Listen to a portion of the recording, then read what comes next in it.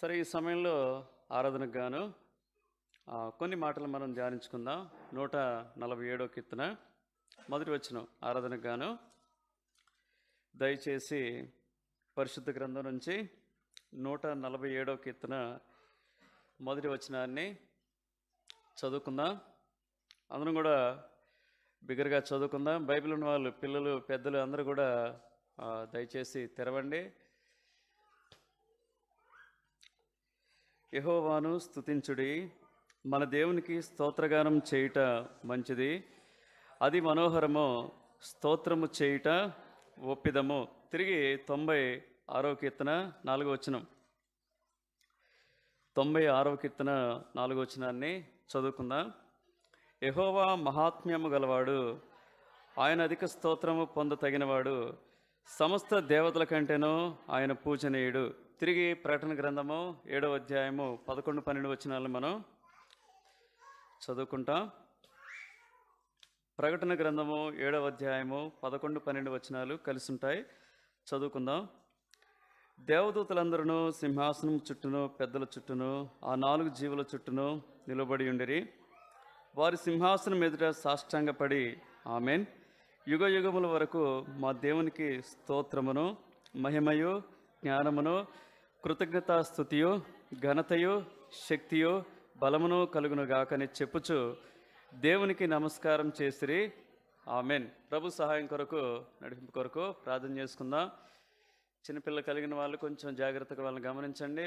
ఎక్కువ అల్లరి చేస్తే కొద్దిసేపు అట్లా మెట్ల వరకు అట్లా తీసుకుపోండి. తర్వాత మరలా సాధారణమైపోతుంది పరిస్థితి. ప్రేమల తండ్రి యేసు ప్రభువా, ఇంతవరకు పాటల ద్వారా మీ ఉన్నతమైన నామాన్ని హెచ్చించడానికి, గణపరచడానికి మాకు ఇచ్చినటువంటి ఆధిక్యతను బట్టి వందనాలు. ఈ సమయంలో తండ్రి ఆరాధన కొరకు కొన్ని లేఖన భాగాలను మేము చదువుకోవటానికి చూపిన కృపను బట్టి వందనాలు. ప్రభు, మరి ఈ మాటలు నీవే విరిచి మాకు వడ్డిస్తున్నామని నిష్ప్రయోజకమైనటువంటి దాసుని తండ్రి, మరి కూర్చున్న వారికంటే, వింటున్న వారికంటే ఏమాత్రం యోగ్యుడని కాదని, ఎన్నో హద్దుబాట్లు, పరిమితులు కలిగిన వారిని మీ ఎదుట ఒప్పుకొంచు. ఓ దేవా, మీ ఆత్మ సహాయం కోరుచు. మీరెవరో మేము స్పష్టంగా తెలుసుకోవటానికి, మా జీవితాల్లో మీరు ఏం చేశారో మేము ఎరిగి ఆరాధించడానికి కావలసినటువంటి మాటలు మాకు దయచేస్తున్నామని, మీ మాటల ద్వారా మా హృదయాలను మంచి ఆరాధన కొరకు సిద్ధపరుస్తురమ్మని యేసుక్రీస్తు వారి ఉన్నతమైన నామంనే వేడుచున్నాం తండ్రి. ఆమె.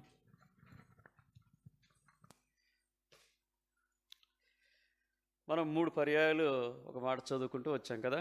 147 కీర్తన మొదటి వచనం, రెండోదిగా 96 4వ వచనం, తర్వాత మూడవదిగా ప్రకటన గ్రంథము 7వ అధ్యాయము 11-12 వచనాలు. 3 వచనాల్లో మనం గమనిస్తే ఒక సాధారణమైనటువంటి కామన్ వర్డ్ మనం గమనిస్తాం. ఏంటది? స్తుతి. ఇంకా ఎవరైనా చెప్తారా? దేవదూతల కంటే ఇంకా స్తోత్రం. బిందు కరెక్ట్ చెప్పింది. స్తోత్రం. అది ఇవన్నీ 3 దగ్గరగా ఉన్న పదాలే. స్తుతి అన్న ప్రైజింగే, స్తోత్రం అన్నా కూడా కృతజ్ఞత కలిగి ప్రైజింగ్ చెప్పడమే, అది కూడా ప్రైజింగే కదా. థ్యాంక్స్ గివింగ్ అనొచ్చు. థ్యాంక్స్ గివింగ్తో కూడినటువంటి ప్రైజింగ్ని ఏమంటారంటే స్తోత్రం అంటారు. చాలా దీనికి విస్తృతమైనటువంటి అర్థం. నానా రీతిలుగా ఈ పదాన్ని బైబిల్లో భక్తులు ఉపయోగించారు. తదుపరి పండితులు కూడా ఉపయోగించినట్లుగా మనం చూస్తాం. సరే, నా తలంపు ఏంటంటే దేవుని మనం స్తోత్రము చేయాలి, అది మంచిదని మొదటి వచనంలో చదువుకున్నాం. తర్వాత ఆయన దేవదూతల కంటే శ్రేష్ఠుడు కాబట్టి ఆయన మనం ఏం చేయాలి? స్తోత్రగానం చేయాలని, ఆయనకు అధిక స్తోత్రము కలగ చేయాలని మనం చూస్తూ వచ్చాం. తర్వాత ప్రకటన గ్రంథంలో గమనించినట్లయితే కోటాను కోట్ల దేవదూతలు, శరాపులు, కెరూబులు కూడా అక్కడ దేవుణ్ణి ఏం చేయమని చెప్తా ఉన్నారు? వాళ్ళు స్తోత్రం చేస్తూ అన్ని మహిమ, ఘనత, ప్రభావములు ఆయనకే చెందినని వాళ్ళు చెప్తున్నారు. కాబట్టి వారికంటే మనం శ్రేష్ఠులం కదా. దేవదూతలకు లేనటువంటి రక్షణ ఎవరికిచ్చాడు? దేవుడు మనకిచ్చాడు. కాబట్టి మనం ఇంకా ధన్యులం. మనం ఇంకా ఎంతగా దేవుణ్ణి స్తోత్రించాలి, ఎంతగా ఆయన్ని కీర్తించాలి, ఎంతగా ఆయనకు స్తోత్రగానం చేయాలి. మరి ఎందుకు ఆయన్ని మనం స్తోత్రించాలి, ఎందుకు ఆయనకు స్తోత్రములు చెప్పాలి, ఎందుకు స్తోత్రగానం చేయాలంటే మనం కొన్ని కారణాలు మనం నిర్దిష్టంగా తెలుసుకున్నట్లయితే ఆ కారణాలు బట్టి ఏం చేయొచ్చు అంటే దేవునికి మనం స్తోత్రము చెల్లింపవచ్చు. మంచి మంచి పాటలు రాస్తూ వచ్చారు కదా భక్తులు కదా. స్తోత్రం మీద ఎన్ని పాటలండి ఎన్ని పాటలు. మనం ఆడుకున్న పాటల్లో కూడా ఎక్కడో ఒక చోట ఈ స్తోత్రం అనేటటువంటి పదం అనేది మనం చూస్తూనే ఉంటాం. సరే, దేవునికి స్తోత్రగానం చేయటానికి ఉన్నటువంటి కారణాలు ఏంటని మనం ధ్యానించుకున్నప్పుడు ప్రభు చిత్తమును బట్టి నడిపింపును బట్టి కొన్ని కారణాలు మనం చూస్తాం. రోమపత్రిక 6వ అధ్యాయం 18వ వచనం మొట్టమొదటిగా, ఎందుకు మనం దేవుణ్ణి స్తోత్రగానం చేయాలి, దేవునికి మనం స్తోత్రం చెప్పాలి. అందరూ కూడా కలిసి చదువుకుందాం, లేదా నాతో పాటు చదవండి. పాపము నుండి విమోచింపబడి నీతికి దాసులైతిరి, ఇందుకు దేవునికి స్తోత్రము. ఎందుకు దేవుని మనం స్తోత్రించాలి, కీర్తించాలి, గణపరచాలి, హెచ్చించాలి, స్తోత్రం చెల్లించాలంటే మొట్టమొదటిగా ఆయన మనకిచ్చినటువంటి విమోచన బట్టి కదా. ఆయన మనకేమిచ్చాడు చెప్పండి? దేని నుంచి విమోచించాడు? ఇంకా పాపం అంటే మొత్తం కవర్ చేస్తుంది కాబట్టి ఒక మాట సరిపోదు కదా. పాపము నుండి, అయితే పాపము నుండి విమోచించక మునుపు మనం దేనికి దాసులం అంట? పాపానికి మనం దాసులం. ఇక్కడ కూర్చుని మనం అనేక రీతులుగా కదా. మొట్టమొదటి పాపం ఏంటంటే మనం చేసింది సృష్టికర్తనే విడిచిపెట్టాం కదా. సృష్టికర్తను విడిచిపెట్టి సృష్టికర్తకు ప్రతిగా సృష్టాన్ని పూజించి సేవించి శాపగ్రస్తులుగా జీవిస్తూ వచ్చాం. సొంత మార్గాలు మనం ఏర్పరచుకుంటూ వచ్చాం కదా. మన అపరాధాలు పాపాలు ఎలా ఉన్నాయంటే ఎఫెసీ 2:1 అంటాడు, అవి మీ అపరాధముల చేత పాపముల చేత మీరు చచ్చిన వారై ఉండగా. అలాంటి దుస్థితిలో ఉన్నటువంటి నిన్ను నన్ను దేవుడు ఏం చేస్తూ వచ్చాడు? శాశ్వతమైన ప్రేమతో ప్రేమించాడు. ఇర్మియా 31:3లో ఒక మాట రాయబడతా వచ్చింది, చదువుకుందాం. ఇర్మియా గ్రంథము 31వ అధ్యాయం 3వ వచనం. దేవుడు మనల్ని ఎలాంటి ప్రేమతో ప్రేమించాడంటే, చాలా కాలం క్రిందట యెహోవా నాకు ప్రత్యక్షమై ఇట్లనెను, శాశ్వతమైన ప్రేమతో నేను నిన్ను ప్రేమించున్నాను గనుక విడువకని ఎడల కృప చూపుచున్నాను. దేవుడు మనల్ని ఎలాంటి ప్రేమతో ప్రేమించాడంటే శాశ్వతమైనటువంటి ప్రేమ, ఎటర్నల్ లవ్ అయింది కదా. అద్భుతంగా పాట రాస్తూ వచ్చాడు కదా. ఆయన ప్రేమను గురించి వర్ణిస్తూ ఓ పాట రాస్తూ వచ్చాడు. అద్భుతమైన ప్రేమ నాలో పరమా తండ్రి చూపు శుద్ధ ప్రేమ, అద్భుతమైన ప్రేమ నాలో పరమా తండ్రి చూపు శుద్ధ ప్రేమ, ఎన్నడూను మారని ప్రేమ నాలో నిలచుండు ప్రేమ, ఎన్నడూను మారని ప్రేమ నాలో నిలచుండు ప్రేమ, స్తోత్రము చే పొగడెదను దేవాది దేవా నిను, రాజాది రాజా నిను మ్రొక్కి కీర్తించేదను, దేవాది దేవా నిను, రాజాది రాజా నిను మ్రొక్కి కీర్తించేదను. ఏమంటున్నాడు? స్తోత్రము పాడి. ఎందుకంటే దేవుడు మనకిచ్చినటువంటి విమోచన బట్టి. ఎలా విమోచించాడు? ఇలాంటి దుస్థితిలో ఉన్నటువంటి నీ కొరకు నా కొరకు ఆయన తండ్రితో కూడా సమానంగా ఉండేటటువంటి గొప్ప భాగ్యాన్ని విడిచిపెట్టి రిక్తునిగా, దీనునిగా, దరిద్రునిగా, శిలువ మరణం పొందినంత విధేయత చూపినవానిగా ఈ లోకానికి వచ్చి నీకు నాకు పడవలసినటువంటి శిక్షను ఎవరు పొందుతూ వచ్చారు? ఎవరు పొందుతూ వచ్చారు? నీ పాపాన్ని బట్టి, నా పాపాన్ని బట్టి నీవు నేను నరకానికి పాత్రలం, శిక్షకు పాత్రలం, ఉమ్మి వేయించుకోవటానికి పాత్రలం, కొరడా దెబ్బలకు పాత్రలం, అవునా?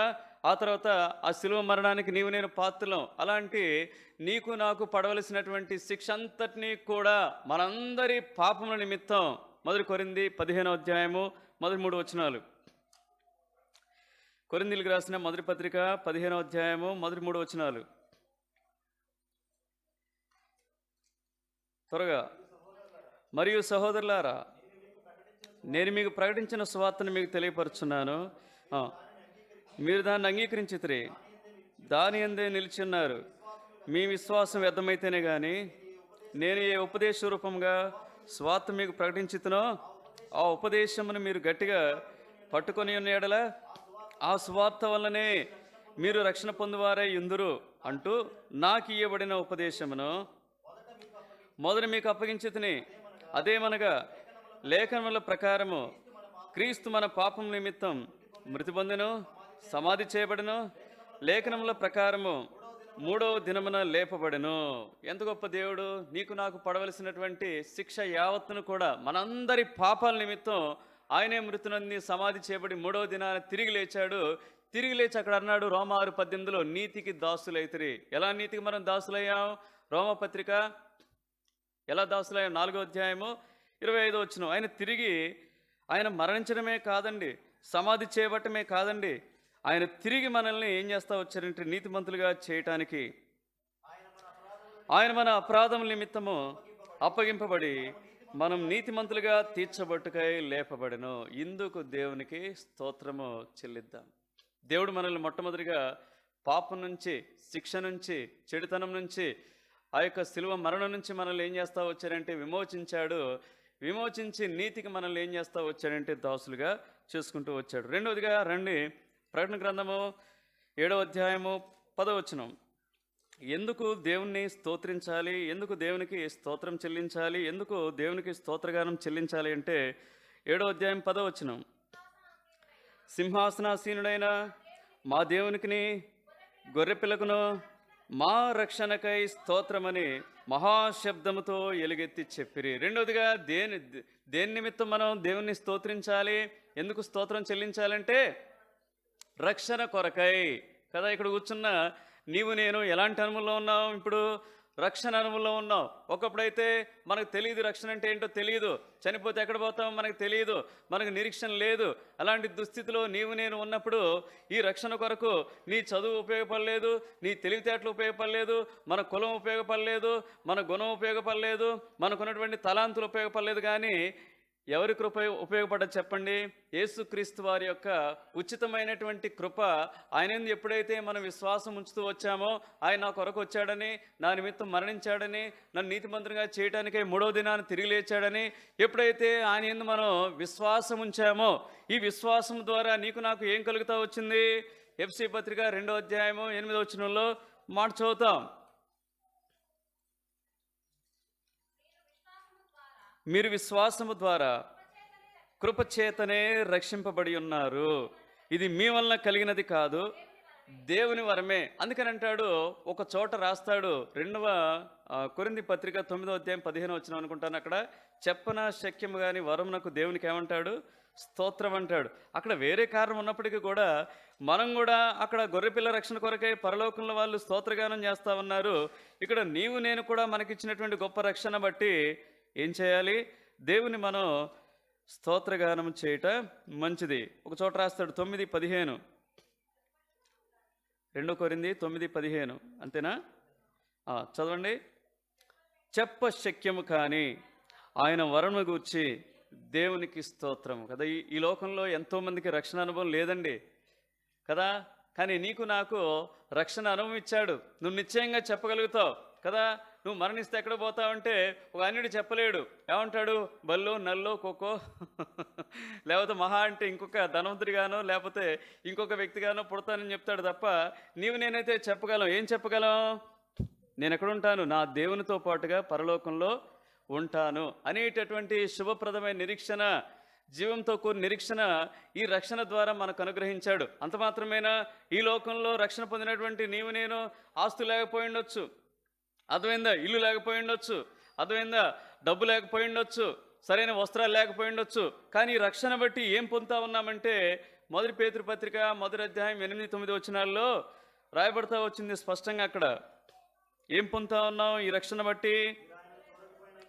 మీరు ఆయన చూడకపోయినను ఆయన ప్రేమించున్నారు, ఇప్పుడు ఆయన కన్నులారా చూడకయే విశ్వసించుచు.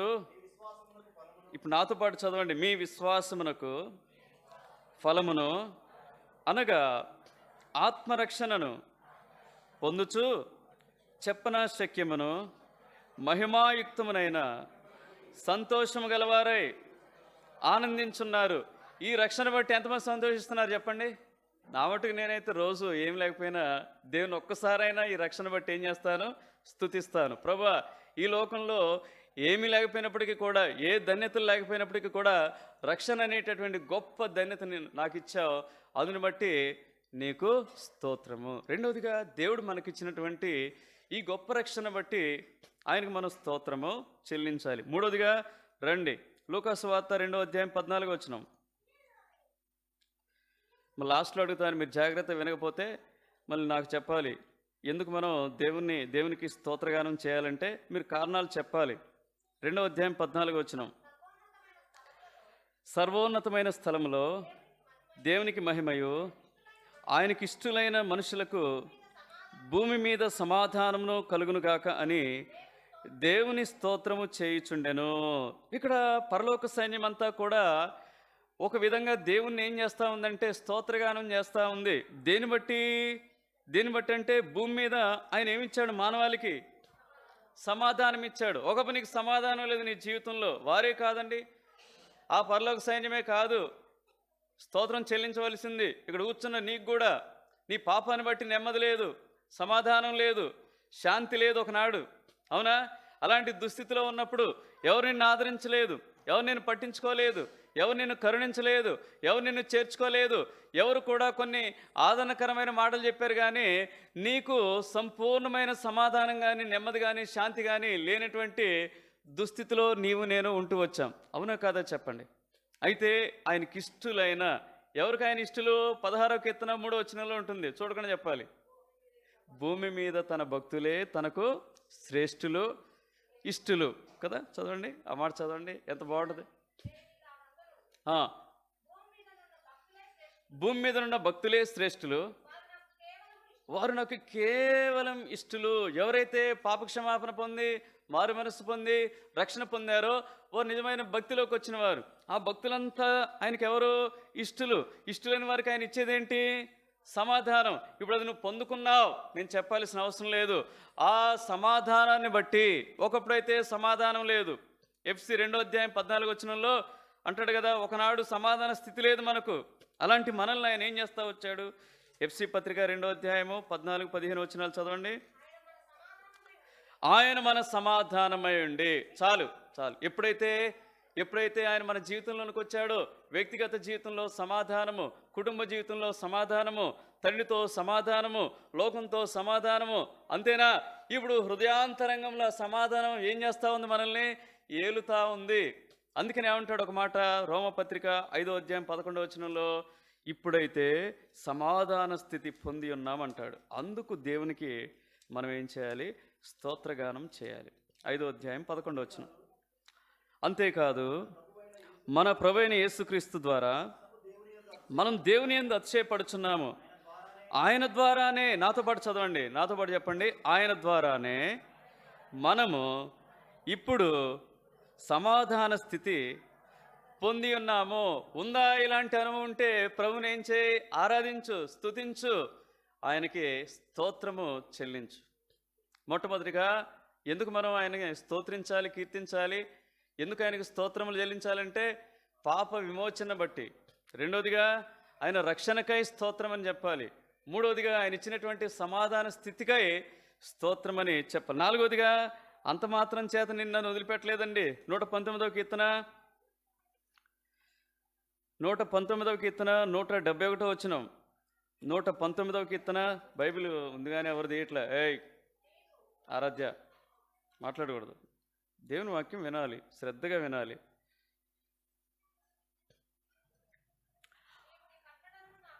నీవు నీ కట్టడలను నాకు బోధించుచున్నావు, నా పెదవులు నీ స్తోత్రమును ఉచ్చరించును కదా. అంతటితో దేవుడు ఆపలేదండి మన ఆత్మీయ జీవితాలని.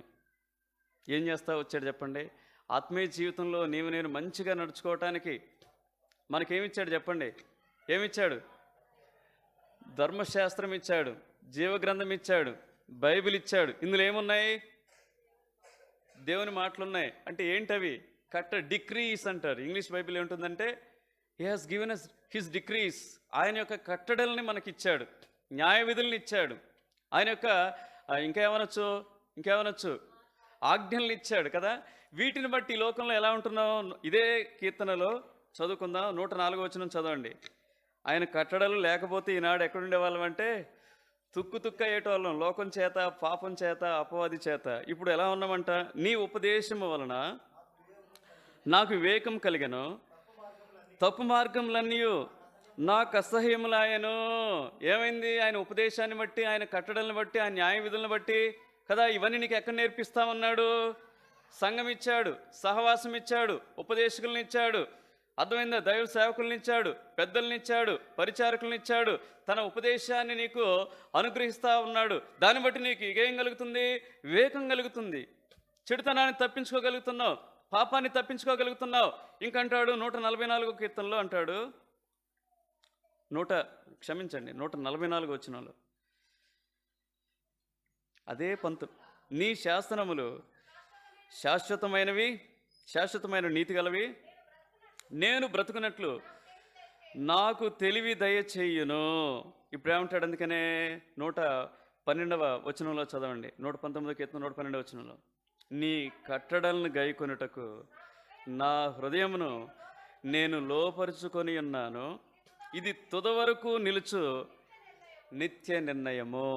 కీర్తనకారుడు దావీదంటా ఉన్నాడు, అయ్యా నీ కట్టడలు నన్ను బ్రతికిస్తున్నాయి, నన్ను నడిపిస్తున్నాయి, నన్ను ఆదుకుంటున్నాయి, నన్ను ధైర్యపరుస్తున్నాయి, పాపానికి దూరంగా ఉంచుతున్నాయి, చెడుతనాన్ని అసహించుకునేలా నన్ను చేస్తూ ఉన్నాయి కదా. అల్టిమేట్గా ఎక్కడికి వెళ్ళిపోతాం? పౌలు ఒక మాట ఉపయోగిస్తాడు, రండి. కొరింథీయులకు రాసిన మొదటి పత్రిక 11వ అధ్యాయం 1-2 వచనాలు చదవండి. ఒక అల్టిమేట్గా ఆయన యొక్క సారూప్యతలోనికి నిన్ను తీసుకువెళ్ళేవిగా ఆయన కట్టడలు ఉన్నాయి.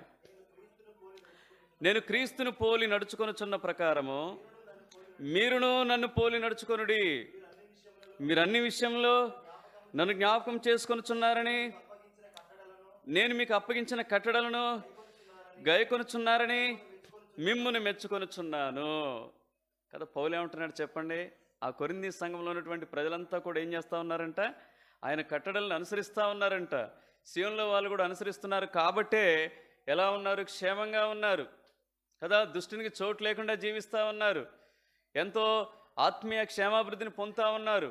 వేటిని బట్టి అంటే ఆయన కట్టడలను బట్టి. ఈ ఉదయకాలం ప్రభుని ఆరాధించడానికి, కీర్తించడానికి, ప్రభుకు స్తోత్రగానం చేయటానికి 4వ హేతు ఏంటంటే ఆయన మనకిచ్చినటువంటి కట్టడలను బట్టి దేవునికి స్తోత్రము. 5వదిగా రండి, 5వదిగా 28వ కీర్తన 6వ వచనం, 28వ కీర్తన 6వ వచనం. అంత మాత్రమేనా? ఆత్మీయ జీవితంలో కదా ప్రార్థన అనేటటువంటి గొప్ప ఆయుధాన్ని ఇచ్చాడు మనకు. ఆయుధాన్ని మనం ఉపయోగించినప్పుడు ఏం చేస్తూ ఉన్నాడు ఆయన? రండి నాతో పాటు చదవండి. యెహోవా నా విజ్ఞాపన ధ్వని ఆలకించి ఉన్నాడు, ఆయనకు స్తోత్రము కలుగునుగాక కదా. ఈ వారం చెప్పండి, ఎన్ని ప్రార్థనలు చేస్తుంటావు? ఏ విధంగా దేవుడు నిన్ను ఆదుకున్నాడు? ఏ విధంగా నీ ప్రార్థనకి జవాబిచ్చాడు? ఏ విధంగా నీ ప్రార్థనకి జవాబిచ్చి నిన్ను ఆదరిస్తూ వచ్చాడు? నా మట్టుకు నేనైతే ఓ కుటుంబం వచ్చింది, హాస్పిటల్లో జాయిన్ అవుతూ వచ్చారు, కుకునూరు నుండి వచ్చినటువంటి కుటుంబం కదా. వాళ్ళు కూడా బీదవాళ్ళే. మరి డిశ్చార్జ్ అయ్యే సమయంలో మరి వాళ్ళ దగ్గర డబ్బులు ఉన్నాయో లేదో నాకైతే తెలియదు. ఎంతో కొంత డాక్టర్తో మాట్లాడితే మేలని చెప్పేసి నేను నా భార్య ఏం చేస్తూ వచ్చాం. ఆ డాక్టర్ గారు జార్జ్ సార్కి బాగా పరిచయం, మిత్రులంట. జార్జ్ సార్ని సంప్రదించాం. జార్జ్ సార్ కూడా చక్కగా ఏం చేస్తూ వచ్చాడంటే వెంటనే ఫోన్ చేసి చెబుతూ వచ్చారు. మేము అనుకున్నాం ఎంతో కొంత తగిన పేదవాళ్ళకి అది ఎలాంటిది చాలా మేలే కదా అనుకొని చిన్న ప్రార్థన చేసుకొని, ప్రార్థన ఇక్కడ జరుగుతూనే ఉంది సంఘ ప్రార్థన, వెళ్ళి మాట్లాడదాం. మొదలు తగ్గించింది 3000. మరలా మేము ప్రయత్నం చేస్తూ వచ్చాం. మరలా ప్రయత్నం చేసి అక్కడ పోయిన తర్వాత కూడా ప్రభువా మరి నన్ను ఇక్కడికి నడిపించావు, నేను వెళ్ళినందుకైనా కొంతైనా తగ్గించాలని చెప్పేసి మరలాక నేను ప్రేయర్ చేసుకున్నాను. బై గాడ్స్ గ్రేస్ లోపల పోయేసరికి ఇంకా కొంత తగ్గించి మొత్తానికి అయితే ఒక 5000 అయితే తగ్గించి చాలనుకున్నారు. వాళ్ళైతే ఎంతో సంతోషపడతా వచ్చారు. ఆత్మీయ జీవితంలో మన ఆత్మ సంబంధమైన అక్కర్లే కాదండి, భూ సంబంధమైన అక్కర్లు కూడా ఏం చేస్తా ఉన్నాడు చెప్పండి. ఎందుకు? ఈ దేవుడు ఎలా ఉంటాడంటే ద్వితీయోపదేశకాండము 4వ అధ్యాయము 7వ వచనం కదా. ఈ దేవుడు రోషం కలిగినటువంటి దేవుడు, ఈ దేవుడు ఆదుకునే దేవుడు, ఈ దేవుడు మనకు సమీపంగా ఉండే దేవుడు అంటాడు ఇక్కడ.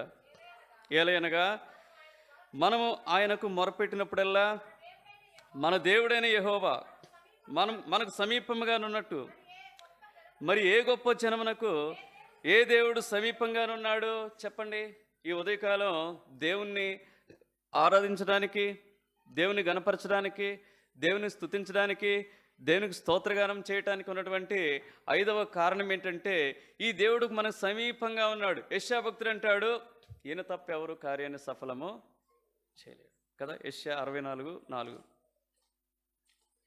ఈయన తప్ప ఎవరు కూడా తన కొరకు కనిపెట్టుకోని వారి విషయమై నీవు తప్ప తన కార్యం సఫలము చేయు మరి ఏ దేవుణ్ణి ఎవడు నే కాలమున చూచి ఉండలేదు. అట్టి దేవుడు కలడన్న సమాచారము మనుషులకు వినబడలేదు, అట్టి సంగతి వారికి తెలిసి ఉండలేదు. ఆత్మీయ జీవితంలో అనేక పర్యాయాలు దిగులుతో ఉన్నప్పుడు, కలవరంతో ఉన్నప్పుడు, ఆర్థిక ఇబ్బందుల్లో ఉన్నప్పుడు, అనారోగ్య పరిస్థితుల్లో ఉన్నప్పుడు, చెప్పుకోలేని సమస్యలు ఉన్నప్పుడు, బాధల్లో ఉన్నప్పుడు, కన్నీటి పరిస్థితుల్లో ఉన్నప్పుడు ఎప్పుడైతే ఆయన పాదాలను పట్టుకున్నామో దేవుడు మన ప్రార్థన ఆలకించి మనకు జవాబిచ్చి మనకు మేలు చేసి మన పట్ల కృప చూపేటటువంటి దేవుడే ఉన్నందుని బట్టి ఆయనకు మనం ఏం చేయాలి? స్తోత్రము చెల్లించాలి కదా. ఇది 5వ కారణం. 6వ కారణం రండి. 6వ కారణం మొట్టమొదటిగా ఎందుకు దేవునికి స్తోత్రము? పాపము నుండి విమోచించినందుకై దేవునికి స్తోత్రము. 2వది రక్షణ ఇచ్చినందుకై దేవునికి స్తోత్రము. 3వది సమాధాన స్థితినిచ్చినందుకై దేవునికి స్తోత్రము. 4వదిగా ఆయన కట్టడలు మనకు అనుగ్రహించినందుకై స్తోత్రము. సంఘము సహవాసం ఇచ్చి ఉపదేశం ఇస్తున్నందుకై స్తోత్రము. 5వదిగా మన విజ్ఞాపన, మన ప్రార్థన, మన మొర ఆలకిస్తున్నందుకై స్తోత్రము. 6వదిగా రండి, 1 కొరింథీ 15:57 చూడకుండా చెప్పేయచ్చు. ఎవరైనా చెప్పగలరా? విజయం అండి కదా. 3 రకాల విజయాన్ని ఇస్తా ఉన్నాడు ఈ లోకంలో మనకు. ఆ విజయం లేకపోతే మనం ఇక్కడ ఉండం, లోకంలో కలిసిపోయేట వాళ్ళం.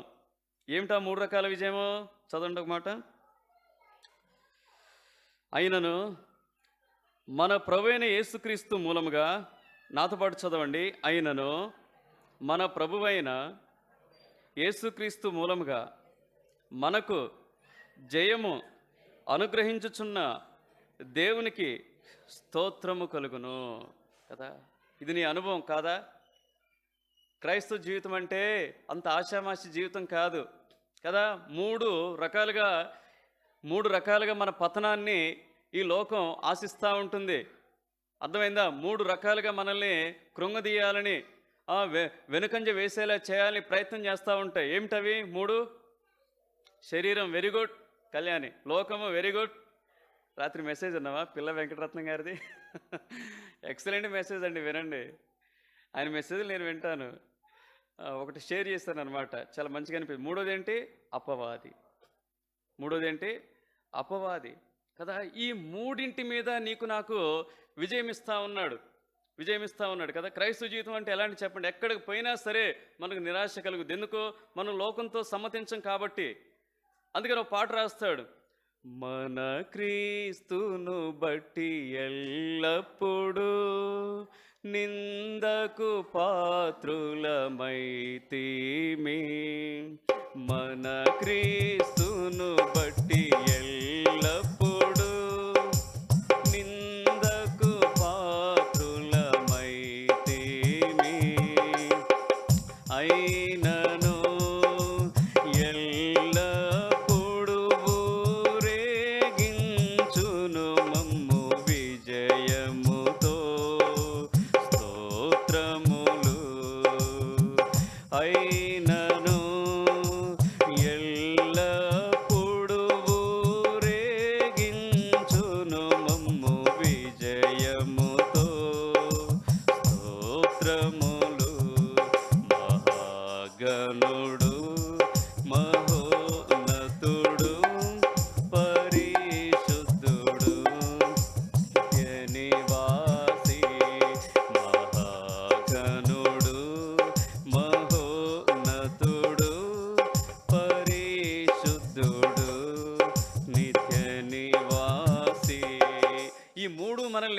వెనక్కి లాగాలని ప్రయత్నం చేస్తున్నప్పటికీ కూడా రోమపత్రిక 8వ అధ్యాయము 35 నుంచి 37 వచనాల వరకు మనం చదువుకుంటే, రోమపత్రిక 8వ అధ్యాయము 35 నుంచి 37 వచనాలు చదువుకుంటే దేవుడు ఏమి ఇస్తా ఉన్నాడంటే వీటిల్లో మనకు అత్యధిక విజయాన్ని ఇస్తా ఉన్నాడండి. చదవండి. క్రీస్తు ప్రేమ నుండి మనల్ని ఎడబాపు వాడేవాడు శ్రమ అయినను, బాధ అయినను, హింస అయినను, కరువైనను, వస్త్రహీనత అయినను, ఉపద్రవమైనను, ఖడ్గమైనను మనల్ని ఎడబాపునా ఇందును గూర్చి వ్రాయబడిందేమనగా, నిన్ను బట్టి దినమెల్లా మేము వధింపబడిన వారము, వదకు సిద్ధమైన గొర్రెలమని మేము ఎంచబడిన వారము అయినను మనలను ప్రేమించిన వాని ద్వారా మనం వీటన్నిటిలో అత్యధిక విజయము పొందుచున్నాము. కదా, ఎంత గొప్ప దేవుడండి. ఈనాడు అనేక విషయాలను జయించగలిగావు. టీవీలను జయించగలిగావు, సినిమాలను జయించగలిగావు, అపవిత్ర మాటలు జయించగలుగుతా వచ్చావు, అపవిత్రమైన జీవితాన్ని జయించగలుగుతా వచ్చావు, లోకాన్ని జయించగలుగుతా వచ్చావు, పాపాన్ని జయించగలుగుతా వచ్చావు. అపవాదివై ఎంతో కొంత విజయాన్ని అయితే దినదినం పొందుకుంటూనే వర్ధిల్లుతూ ఉన్నావు. ఎంత గొప్ప దేవుడు. అందుకని ఒక చోట రాస్తాడు, 2 కొరింథీ పత్రిక 2వ అధ్యాయము 14 వచనాలు అంటాడు. ఏమంటాడు చెప్పండి? పౌలు భక్తుడు, ఎన్ని శ్రమలున్నా ఎన్ని బాధలున్నా దేవుడు మమ్మల్ని ఏం చేస్తా ఉన్నాడంటే, మా ద్వారా స్వార్థ విషయమే చెప్తాడు అనమాట. మా ద్వారా ప్రతి స్థలమందును క్రీస్తును గుర్చిన జ్ఞానం యొక్క సువాసనను కనపరచుచు ఆయన యందు మమ్మను ఎల్లప్పుడూ విజయోత్సవముతో ఊరేగించుచున్న దేవునికి అనేక గ్రామాల్లో దాదాపుగా నా మటుకు నన్నైతే దేవుడు దాదాపుగా ఒక 500-600 గ్రామాల్లో సువార్త ప్రకటించడానికి దేవుడు ఈ పనికి మాలిన వారిని వాడుకుంటా వచ్చాడు కదా. ఎక్కడ పోయినా సరే మొదట భయం కలిగేది. ఎప్పుడైతే ప్రార్థిస్తామో, ఎప్పుడైతే యెహోషువ 1:3 ప్రార్థన చేసుకుని వెళ్తామో, ఎప్పుడైతే యెషయా 54:17 ప్రార్థన చేసుకుని వెళ్తామో, ఎప్పుడైతే రోమా 16:20 ప్రార్థన చేసుకుని వెళ్తామో, దేవుడు ఏం చేస్తా వచ్చాడంటే ఎక్కడికి పోయినా సరే క్రీస్తు యొక్క శ్వాసన వెదజల్లటానికి కావలసినటువంటి ధైర్యాన్ని, ఆత్మ సహాయాన్ని ఇచ్చి ఎక్కడికి పోయినా ఏమిచ్చాడు మాకు? విజయం అండి. ఆ స్వార్థ ద్వారా అనేక విజయాలు మేము పొందుతూ వచ్చాం. అందుని బట్టి దేవునికి స్తోత్రం. చివరిది, ఇప్పుడు ఎన్ని కారణాలు చెప్పుకున్నాం? దేవునికి స్తోత్రం చెల్లించడానికి ఎన్ని కారణాలు? పాపం నుండి విమోచించినందుకై స్తోత్రము, రక్షణకై స్తోత్రము, సమాధాన స్థితికై స్తోత్రము, ఆయన కట్టడలు ఇచ్చినందుకై స్తోత్రము, తర్వాత మన విజ్ఞాపన ఆలకిస్తున్నందుకై స్తోత్రము, మనకు విజయం ఇస్తున్నందుకై స్తోత్రము. రండి ఒక్క మాట చదువుకొని ముగించుకుందాం. మొదటి దినవృత్తాంతాలు 29:10. ఈ ఒక్క మాట చదువుకొని ముగించుకుందాం. ఆయన మన తండ్రిగా ఉన్నందుకు మనం స్తోత్రం చెల్లించాలండి. ఎన్నున్నా సరే, ఎన్నిచ్చినా సరే, ఆఖరికి ఆయన ఎలా ఉన్నాడంటే మన జీవితాల్లో, నీవు మా తండ్రి అంటాడు. ఎవరు? అందరూ తీసి చదవండి నాతో పాటుగా. రాజైన దావీదు కూడాను బహుగా సంతోషపడి సమాజము పూర్ణముగా ఉండగా యెహోవాకు ఇట్లు స్తోత్రములు చెల్లించెను. మాకు తండ్రిగానున్న ఇశ్రాయేలీల దేవా యెహోవా, నిరంతరము నీవు స్తోత్రార్హుడవు. చివరిగా ఆయన ఎలా ఉన్నాడంటే మన జీవితాల్లో తండ్రిగా ఉన్నాడు కదా. ఈ తండ్రి ఎవరు విడిచినా విడిచిపెట్టే తండ్రి కాదు. అందుని బట్టి